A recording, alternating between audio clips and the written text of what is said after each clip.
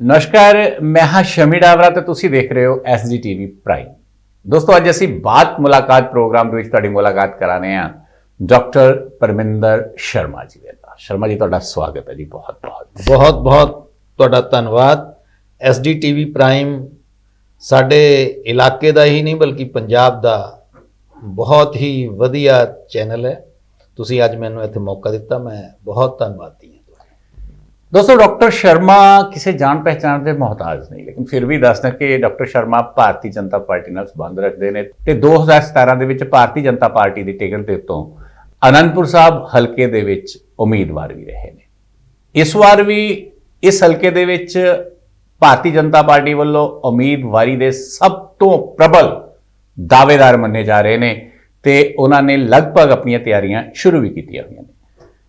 ਅਸੀਂ ਡਾਕਟਰ ਸ਼ਰਮਾ ਨਾਲ ਪਹਿਲਾਂ ਵੀ ਗੱਲ ਕੀਤੀ ਸੀ ਦੋਸਤੋ, ਜਦੋਂ ਕਿਸਾਨੀ ਅੰਦੋਲਨ ਚੱਲ ਰਿਹਾ ਸੀ, ਜਦੋਂ ਭਾਰਤੀ ਜਨਤਾ ਪਾਰਟੀ ਦਾ ਕੋਈ ਨੇਤਾ ਗੱਲ ਕਰਨ ਨੂੰ ਤਿਆਰ ਨਹੀਂ ਸੀ ਹੁੰਦਾ, ਉਦੋਂ ਡਾਕਟਰ ਸ਼ਰਮਾ ਨੇ ਸਾਡੇ ਸਟੂਡੀਓ 'ਚ ਆ ਕੇ ਸਾਡੇ ਨਾਲ ਗੱਲਬਾਤ ਕੀਤੀ ਸੀ। ਉਸ ਵਕਤ ਮਾਹੌਲ ਹੋਰ ਸੀ, ਅੱਜ ਮਾਹੌਲ ਹੋਰ ਬਣ ਗਿਆ ਹੈ ਕਿਉਂਕਿ ਕਿਸਾਨੀ ਅੰਦੋਲਨ ਸਮਾਪਤ ਹੋ ਚੁੱਕਿਆ ਹੈ ਤੇ 2022 ਕੱਲ ਨੂੰ ਸ਼ੁਰੂ ਹੋ ਜਾਏਗਾ, ਜਿਸ ਦੀ ਸਭ ਨੂੰ ਇੰਤਜ਼ਾਰ ਸੀ ਕਿ 2022 ਦੇ ਵਿੱਚ ਪੰਜਾਬ ਵਿਧਾਨ ਸਭਾ ਚੋਣਾਂ ਆਉਣਗੀਆਂ। ਸਾਡੇ ਹਲਕੇ ਦੇ ਵਿੱਚ ਵੀ ਕਿਉਂਕਿ ਚੋਣਾਂ ਦਾ ਬਿਗੁਲ ਲਗਭਗ ਵੱਜ ਚੁੱਕਿਆ ਹੈ ਤੇ ਬਹੁਤ ਸਾਰੇ ਕੈਂਡੀਡੇਟ ਡਿਕਲੇਅਰ ਹੋ ਚੁੱਕੇ ਨੇ। ਭਾਰਤੀ ਜਨਤਾ ਪਾਰਟੀ ਵੀ ਤਿਆਰੀ ਦੇ ਵਿੱਚ ਹੈ, ਕਿਸੇ ਵੀ ਵਕਤ ਉਹ ਵੀ ਆਪਣੀ ਉਮੀਦਵਾਰੀ ਦਾ ਐਲਾਨ ਕਿਸੇ ਵੀ ਵਿਅਕਤੀ ਲਈ ਕਰ ਸਕਦੇ ਨੇ। ਲੇਕਿਨ ਸਭ ਤੋਂ ਪਹਿਲਾਂ ਮੈਂ ਗੱਲ ਦੀ ਸ਼ੁਰੂਆਤ ਇੱਥੋਂ ਕਰਨੀ ਹੈ ਕਿਉਂਕਿ ਮੈਂ ਪਹਿਲਾਂ ਕਿਹਾ ਵੀ ਫਰਕ ਬਹੁਤ ਆ ਗਿਆ। 2017 ਫਿਰ ਵਿੱਚ ਦਾ ਜੋ ਸਮਾਂ ਸੀਗਾ ਜਿਸ ਦੇ ਵਿੱਚ ਕਿਸਾਨੀ ਅੰਦੋਲਨ ਚੱਲਿਆ, 2019 ਤੋਂ ਲੈ ਕੇ ਆ 2021 ਤੱਕ, ਫਿਰ ਅੱਜ ਦਾ ਵਕਤ। इस चेंजेस दे विच भारतीय जनता पार्टी ने की खटिया की पाया, सब तो पहला मैं जानना चाहूंगा। Himachal institute of dental sciences, Paonta Sahib near Dehradun, Himachal Pradesh, opening the doors for you. Come on in. It's an entrance to an exception. Excellent infrastructure, sprawling lawns, classrooms fitted with the latest teaching gadgets, fully air conditioned library packed with the latest books and journals, fully operational laboratories, learning patient treatment skills, getting hands-on experience, energetic coaching and personalized attention. You could have not asked for better. The motivation you need and the support you deserve. 24 hours security and off-site surveillance too. Academic excellence and accomplished administration. We lay strong foundation for a successful future as your success is our passion. Experience the excellence and the fun time, cause we believe play is as natural as breathing and as necessary. An ultimate choice for the students. Your search ends here. ਪਹਿਲੇ ਤੇ ਨਵੇਂ ਸਾਲ ਦੀਆਂ ਸਮੂਹ ਪੰਜਾਬੀਆਂ ਨੂੰ ਔਰ ਖਾਸ ਕਰਕੇ ਸ਼੍ਰੀ ਅਨੰਦਪੁਰ ਸਾਹਿਬ ਦੀ ਪਾਵਨ ਪਵਿੱਤਰ ਧਰਤੀ ਦੇ ਵਸਨੀਕਾਂ ਨੂੰ ਮੇਰੇ ਵੱਲੋਂ ਨਵੇਂ ਸਾਲ ਦੀਆਂ ਲੱਖ ਲੱਖ ਵਧਾਈਆਂ। ਜਿੱਥੇ ਤੱਕ ਕਿਸਾਨੀ ਅੰਦੋਲਨ ਦਾ ਸੰਬੰਧ ਹੈ, ਤੁਹਾਨੂੰ ਯਾਦ ਹੋਏਗਾ ਕਿ ਉਸ ਵੇਲੇ ਵੀ ਮੈਂ ਬੜੇ ਡੰਕੇ ਦੀ ਚੋਟ ਤੇ ਕਿਹਾ ਸੀ ਕਿ ਇਹ ਜੋ ਵੀ ਕਾਨੂੰਨ ਬਣੇ ਹੈ ਇਹ ਕਿਸਾਨਾਂ ਦੇ ਹਿੱਤ ਵਾਸਤੇ ਹੈ। ਇੱਕ ਅਲਟਰਨੇਟਿਵ ਬਿਹਤਰ ਅਲਟਰਨੇਟਿਵ ਜੋ ਸੈਟਅਪ ਪ੍ਰੈਜ਼ੈਂਟ ਸੈਟਅਪ ਹੈ ਉਸ ਨੂੰ ਰੱਖਦੇ ਹੋਏ ਉਹਨੂੰ ਨਿਰਸਤ ਨਹੀਂ ਸੀ ਕੀਤਾ। ਉਹ ਮੰਡੀ सिस्टम, MSP, वो सारा कुछ सिस्टम जो है वो एज इट इज ही सीगा, पर लेकिन कुछ देश विरोधी ताकतां ने इस सारे किसान अंदोलन नूं इस तरह कैप्चर कर लिया कि राजनीति जुड़ गई उस दे विच और किसान दा हित पिछे छुप गया जी। और इस सारी गल नूं समझदे हुए साडे देश दे प्रधानमंत्री जो बहुत दूरअंदेशी रखते हैं और उन्होंने सारे इस माहौल को देखते हुए कहा कि भाई जो उन्होंने शब्द प्रयोग किए हैं जी, वो मैं कहना कि एक शब्द उन्होंने कि भी मैं माफ़ी मंगदा कि मैं किसान भरावां नूं जो दीपक दे लॉ दे पवित्र कानून सीगे वो समझाण च नाकामयाब रहा। बिल्कुल, इस करके देश हित वास्ते मैं एक कानून वापस ले रहा। बिल्कुल, उन्होंने in the larger interest of the nation वो किसान जिहड़े बिल सी वो वापस ले। हालांकि मैं अज भी कहना कि वो किसी भी तरह किसानां तो दे वास्ते माड़े नहीं सी। ਲੇਕਿਨ ਮੈਂ ਹਾਲਾਤ ਦੀ ਗੱਲ ਕਰਦਾ ਉਸ ਤੋਂ ਬਾਅਦ, ਕਿਉਂਕਿ ਜੋ ਪਹਿਲਾਂ ਹਾਲਾਤ ਸੀਗੇ ਸੁਖਾਵੇਂ ਜਿਹਨੂੰ ਕਹਿੰਦੇ ਸੀਗੇ, ਤੁਸੀਂ ਬੜੀ ਵਧੀਆ ਤਰੀਕੇ ਦੇ ਨਾਲ ਇਲੈਕਸ਼ਨ ਲੜਦੇ ਸੀਗੇ ਔਰ ਸਾਡੀ ਕੰਸਟੀਚੁਐਂਸੀ ਵਿੱਚ ਮੁਕਾਬਲਾ ਵੀ ਤੁਹਾਡਾ ਤੇ ਕਾਂਗਰਸ ਦਾ ਆਪਸ ਦੇ ਵਿੱਚ ਹੁੰਦਾ ਸੀ। ਤੁਹਾਡਾ ਉਸ ਵਕਤ ਜਿਹੜਾ ਅਲਾਇੰਸ ਸੀਗਾ ਉਹ ਸ਼੍ਰੋਮਣੀ ਅਕਾਲੀ ਦਲ ਨਾਲ ਸੀ।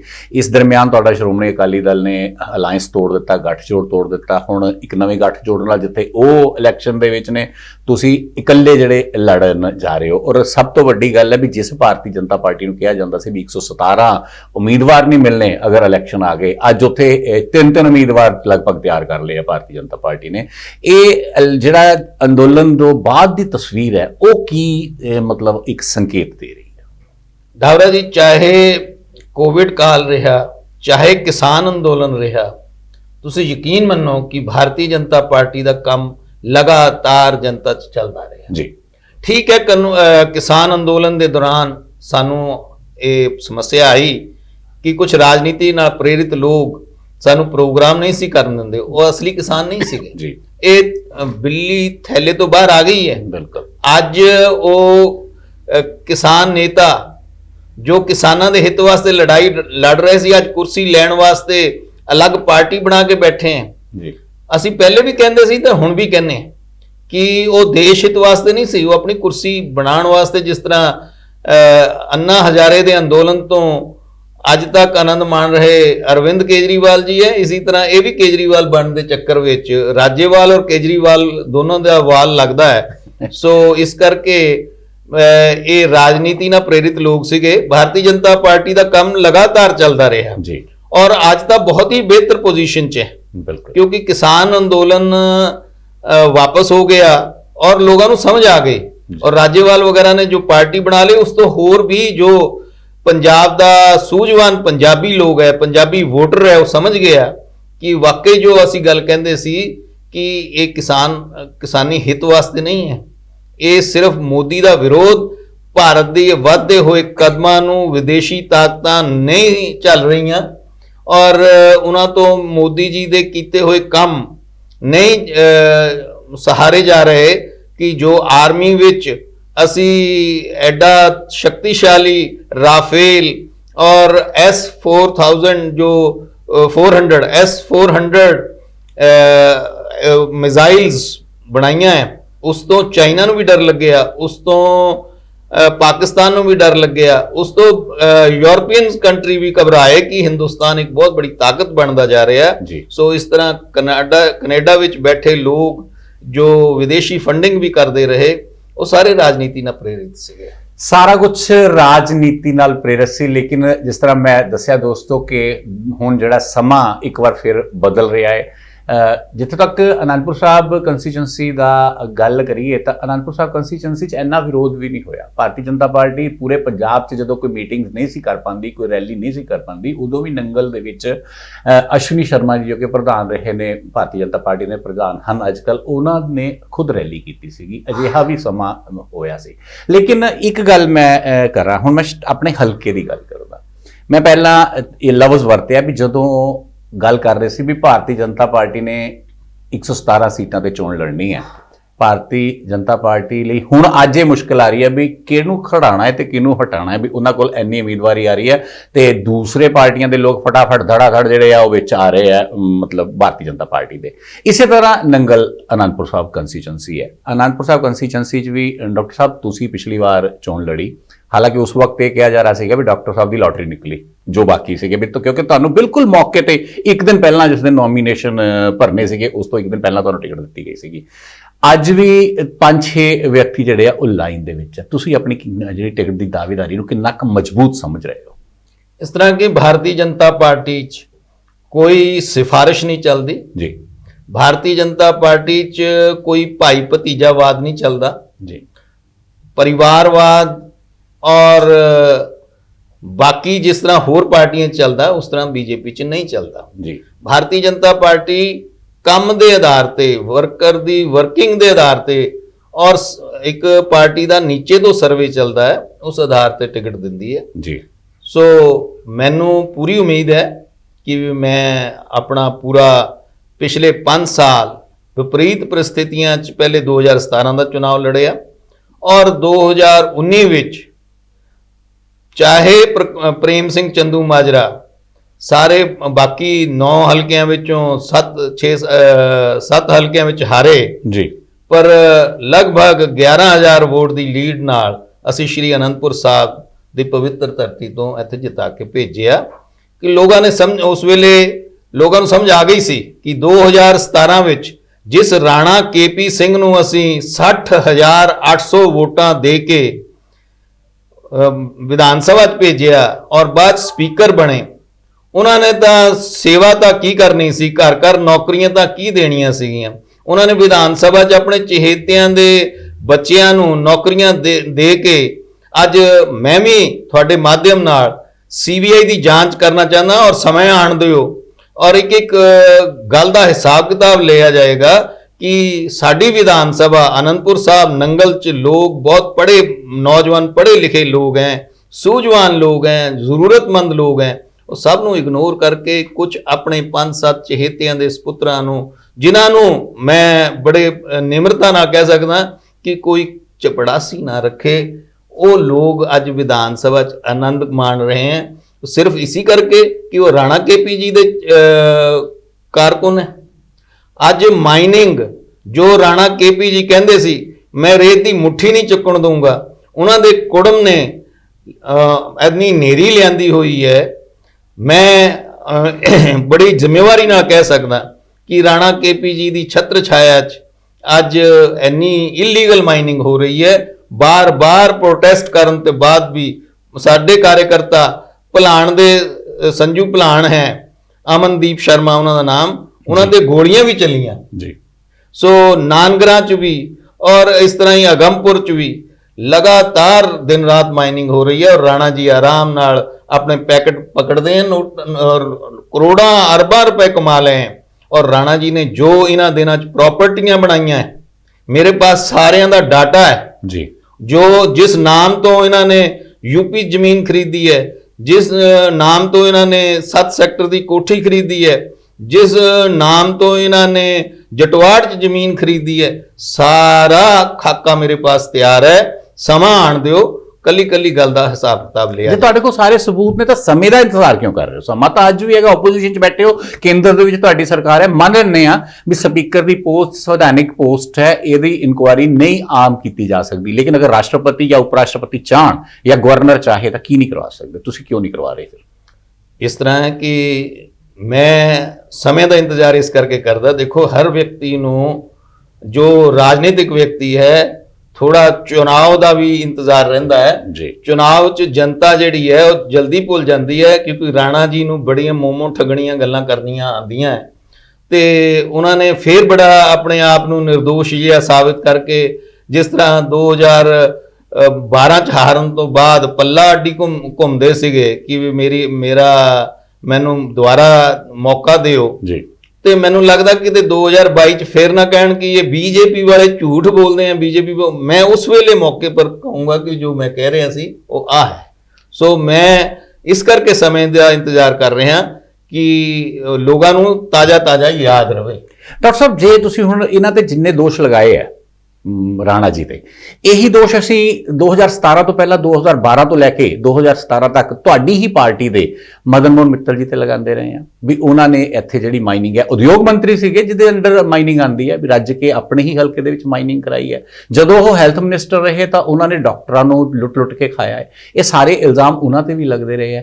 ਉਹਨਾਂ ਤੇ ਤਾਂ ਅੱਜ ਤੱਕ ਕਿਸੇ ਨੇ ਕੋਈ ਇਦਾਂ ਦੀ ਕਾਰਵਾਈ ਨਹੀਂ ਕਰਾਉਣ ਦੀ ਕੋਸ਼ਿਸ਼ ਕੀਤੀ, ਜਾਂ ਇਹ ਸਿਰਫ ਇਲਜ਼ਾਮ ਇਹ ਵੋਟਿੰਗ ਲੈਣ ਦੇ ਲਈ ਹੁੰਦਾ ਵੀ ਵੋਟ ਲਈ ਹੈ, ਵੋਟਿੰਗ ਸਟੰਟ ਹੈ, ਜਾਂ ਸੱਚਮੁੱਚ ਕੁਛ ਨਾ ਕੁਛ ਹੋ ਸਕਦਾ ਹੈ? ਇਸ ਤਰ੍ਹਾਂ ਸੀਗਾ ਜੀ, ਮਦਨ ਮੋਹਨ ਮਿੱਤਲ ਉਸ ਵੇਲੇ ਅਕਾਲੀ ਸਰਕਾਰ ਸੀਗੀ, ਸੁਖਬੀਰ ਬਾਦਲ ਕੋਲ ਸਾਰੀ ਕਮਾਂਡ ਹੁੰਦੀ ਸੀਗੀ ਤੇ ਅਗਰ ਮਦਨ ਮੋਹਨ ਮਿੱਤਲ ਦੇ ਬਾਰੇ 'ਚ ਕਿਸੇ ਨੂੰ ਕੋਈ ਸ਼ੱਕ ਸੀ ਤਾਂ ਰਾਣਾ ਜੀ ਕਿਉਂ ਉਹਨਾਂ ਦੇ ਮਿਲੀ ਭੁਗਤ ਕਰਦੇ ਰਹੇ ਜੀ। ਤੇ ਰਾਣਾ ਦੋਸ਼ ਮਿੱਤਲ ਸਾਹਿਬ ਪਰ ਮੈਂ ਤਾਂ ਨਹੀਂ ਲਗਾਣੇ ਸੀਗੇ, ਮੇਰੀ ਪਾਰਟੀ ਦੇ ਨੇਤਾ ਹੈ, ਮੇਰੇ ਬਹੁਤ ਸਤਿਕਾਰਯੋਗ ਹੈ। ਅਗਰ ਮਿੱਤਲ ਜੀ ਨੇ ਕੋਈ ਗਲਤ ਕੀਤਾ ਹੈ, ਵੈਸੇ ਤਾਂ ਮੈਨੂੰ ਨਹੀਂ ਲੱਗਦਾ ਕਿਉਂਕਿ ਸੁਖਬੀਰ ਬਾਦਲ ਕੋਲ ਹੀ ਸਾਰੀਆਂ ਕਮਾਂਡ ਸੀਗੀ, ਆਲ ਪਾਵਰਸ ਵਰ ਵਿਦ ਸੁਖਬੀਰ ਬਾਦਲ ਜੀ। ਸੋ ਸਾਡੇ ਮੰਤਰੀਆਂ ਨੂੰ ਬਹੁਤ ਲਿਮਿਟਿਡ ਪਾਵਰਸ ਸੀਗੀਆਂ ਤੇ ਹਾਲਾਂਕਿ ਮਿੱਤਲ ਜੀ ਬਹੁਤ ਕਾਬਿਲ ਮੰਤਰੀ ਰਹੇ ਔਰ ਉਹਨਾਂ ਨੇ ਕਾਫੀ ਸੁਖਵੀਰ ਉਹਨਾਂ ਤੋਂ ਖੌਫ ਵੀ ਖਾਂਦੇ ਸੀਗੇ, ਪਰ ਲੇਕਿਨ ਆਫਟਰ ਆਲ ਸੁਖਵੀਰ ਜਿਹੜਾ ਹੈ ਉਹ ਪ੍ਰਕਾਸ਼ ਸਿੰਘ ਬਾਦਲ ਤਾਂ ਹੋ ਨਹੀਂ ਸਕਦਾ। ਬਿਲਕੁਲ ਉਹਦੇ 'ਚ ਇੱਕ ਅਲੱਗ ਹੀ ਢੰਗ ਦਾ ਬਿਜ਼ਨਸਮੈਨ ਪੋਲੀਟੀਸ਼ੀਅਨ ਹੈ, ਤੇ ਉਹ ਆਪਣੇ ਬਿਜ਼ਨਸ ਕਰਕੇ ਸਾਰੇ ਹੀ ਮੰਤਰੀਆਂ ਤੋਂ ਜੋ ਅੱਜ ਅਕਾਲੀ ਦਲ 'ਚ ਵੀ ਛੱਡ ਕੇ ਬੀਜੇਪੀ 'ਚ ਆ ਰਹੇ ਹੈ, ਉਹ ਸਾਰੀਆਂ ਜੋ ਅਸਲੀਅਤਾਂ ਦੱਸਦੇ ਹੈ ਉਸ ਤੋਂ ਦੁਖੀ ਹੋ ਕੇ ਹੀ ਆਏ ਹੈ। ਅੱਛਾ, ਇੱਕ ਗੱਲ ਮੈਂ ਹੋਰ ਕਰਾਂ ਫਿਰ ਤੁਹਾਡਾ, ਮੰਨ ਲੈਂਦੇ ਆ ਤੁਹਾਡੀ ਸਰਕਾਰ ਬਣਦੀ ਹੈ, ਤੁਸੀਂ ਇੱਥੋਂ ਜਿੱਤ ਕੇ ਜਾਂਦੇ ਹੋ, ਤਾਂ ਜਿਹੜੀਆਂ ਗੱਲਾਂ ਦੇ ਅੱਜ ਤੁਸੀਂ ਦੋਸ਼ ਲਾ ਰਹੇ ਹੋ ਕਿ ਮਾਈਨਿੰਗ ਬੰਦ ਹੋ ਸਕਦੀ ਹੈ, ਕਿ ਇੱਥੋਂ ਜਿਹੜਾ ਹੈ PACL ਟਰੱਕ ਯੂਨੀਅਨ ਵਰਗੀਆਂ ਫੈਕਟਰੀਆਂ ਬੰਦ ਹੋ ਗਈਆਂ, ਕਿ ਦੁਬਾਰਾ ਜਿਹੜੀਆਂ ਰੀਇਨਸਟੇਟ ਹੋ ਸਕਦੀਆਂ, ਕਿ ਉਹ ਦੁਬਾਰਾ ਸਰਕਾਰੀ ਹੋ ਸਕਦੀਆਂ, ਕਿਉਂਕਿ ਤੁਸੀਂ ਜਦੋਂ ਵੀ ਕੋਈ ਚੀਜ਼ ਬਣਾਉਂਦੇ ਹੋ ਮੈਮੋਰੈਂਡਮ ਬਣਾ ਕੇ ਇੱਕ ਜਿਹੜੀ ਸੜਕ ਹੀ ਅਸੀਂ ਦਿੰਦੇ ਹਾਂ BOT ਬੇਸਿਸ ਤੇ ਦਿੰਦੇ ਹਾਂ, ਲੱਖ ਚਾਹ ਕੇ ਵੀ ਅਸੀਂ ਸੜਕ ਵਾਪਸ ਨਹੀਂ ਲੈ ਸਕਦੇ, ਨਾ ਉਹਦੇ ਤੇ ਟੋਲ ਕਟਵਾ ਸਕਦੇ। ਅਜਿਹੀਆਂ ਚੀਜ਼ਾਂ ਆਪਾਂ ਕਹਿ ਦਿੰਦੇ ਹਾਂ ਕਿ ਅਜਿਹਾ ਕਰੋਗੇ ਵੀ ਲੋਕਾਂ ਨੂੰ ਇਹੋ ਜਿਹੀ ਤਸੱਲੀ ਹੋਊਗੀ, ਤਾਂ ਕਿ ਲੋਕ ਜਿਹੜੇ ਆ ਪਰੇਸ਼ਾਨ ਨੇ ਜਿਨ੍ਹਾਂ ਚੰਗ ਚੀਜ਼ਾਂ ਤੋਂ। ਦੇਖੋ ਅੱਜ ਵੀ ਪਿਛਲੀ ਰਾਤ ਵੀ ਤੁਸੀਂ ਦੇਖਿਆ ਹੋਏਗਾ ਵੀ ਅਗਾਮਪੁਰ ਦੇ ਵਿੱਚ ਇੱਕ ਤੁਹਾਡੇ ਭਾਜਪਾ ਲੀਡਰ ਨੇ ਹੀ ਕੁਝ ਕਰਿੰਦਿਆਂ ਨੂੰ ਫੜਿਆ ਜਿਹੜੇ ਪੈਸੇ ਇਕੱਠੇ ਕਰ ਰਹੇ ਸੀਗੇ, ਜਿਹੜੇ ਗੁੰਡਾ ਪਰਚੀ ਦੇ ਨਾਂ ਤੇ ਪੈਸੇ ਉੱਥੇ ਇਕੱਠੇ ਹੋ ਰਹੇ ਸੀਗੇ। ਅਜਿਹੀਆਂ ਚੀਜ਼ਾਂ ਇਹ ਬੰਦ ਹੋ ਸਕਣਗੀਆਂ?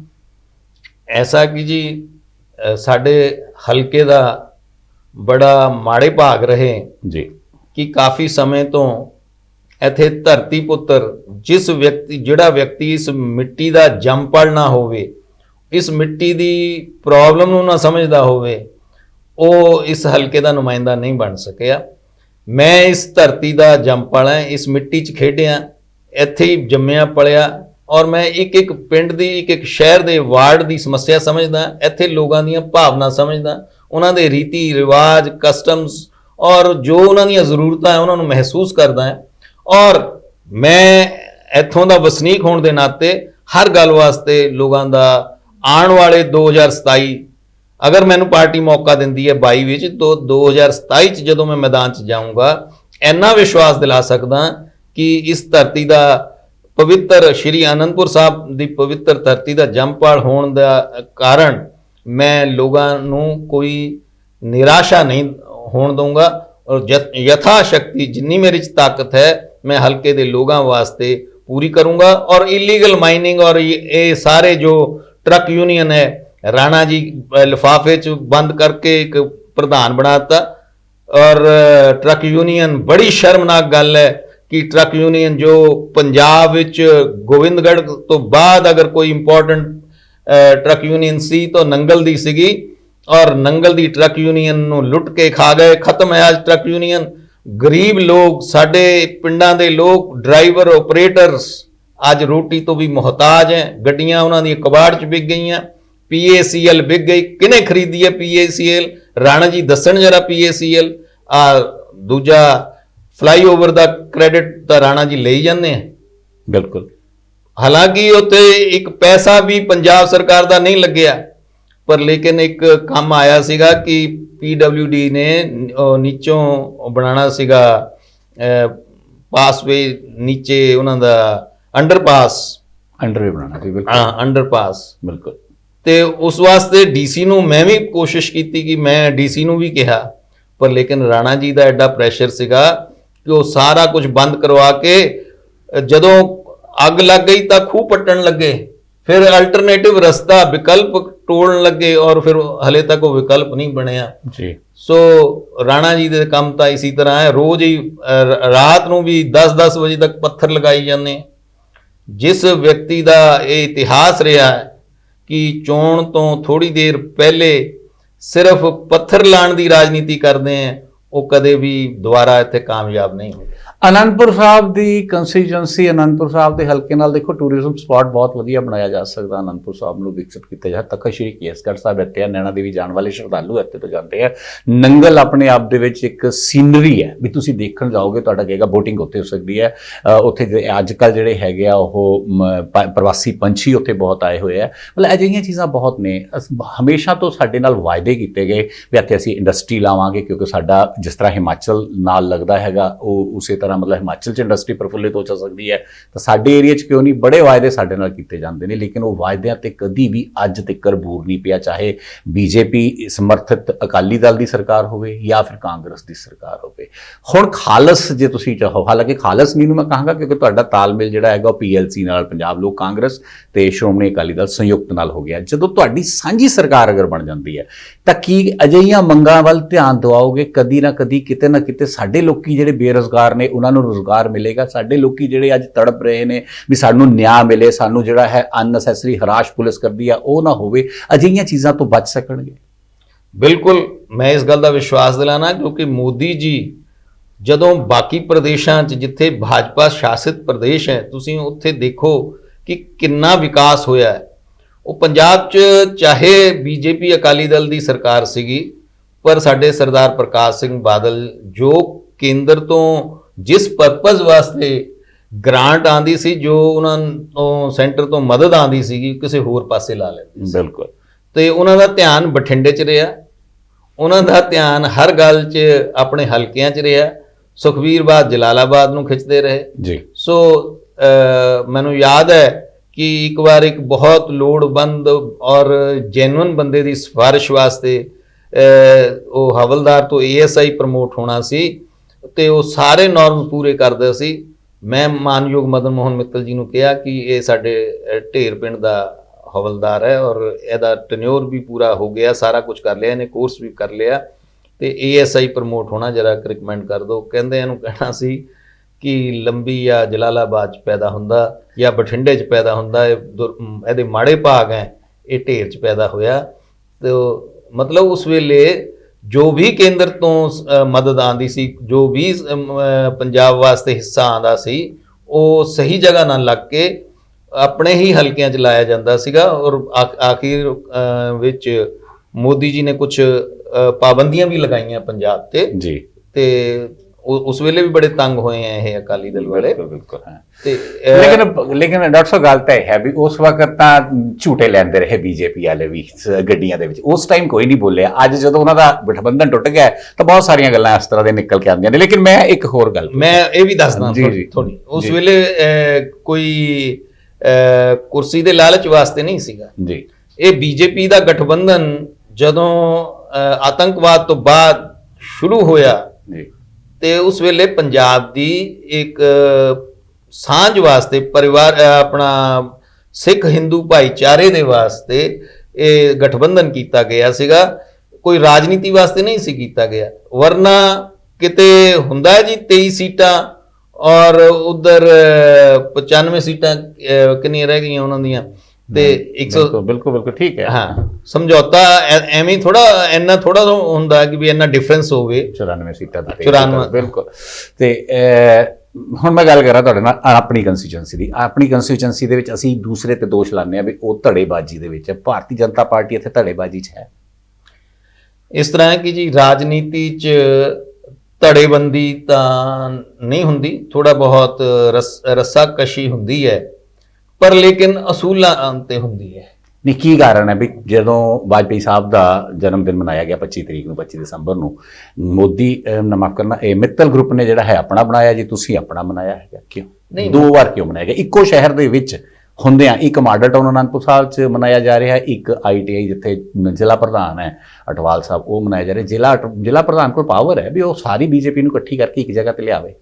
ਇਸ ਤਰ੍ਹਾਂ ਕਿ ਆਪਣੇ ਅਟਲ ਬਿਹਾਰੀ ਵਾਜਪੇਈ ਜੀ ਦਾ ਜਨਮ ਦਿਵਸ ਜਿਹੜਾ ਹੈ ਉਹ ਅਸੀਂ ਬੂਥ ਸਤਰ ਔਰ ਮੰਡਲ ਸਤਰ ਤੇ ਵੀ ਮਨਾਇਆ ਹੈ ਜੀ, ਔਰ ਸਾਰੇ ਹਿੰਦੁਸਤਾਨ ਵਿੱਚ ਉਹ ਤਾਂ ਇੱਕ ਇਸ ਤਰ੍ਹਾਂ ਦਾ ਅਸੀਂ ਉਹਨੂੰ ਸੁਸ਼ਾਸਨ ਦਿਵਸ ਕਹਿੰਦੇ ਹਾਂ, ਗੁੱਡ ਗਵਰਨੈਂਸ ਡੇ ਕਹਿੰਦੇ ਹਾਂ।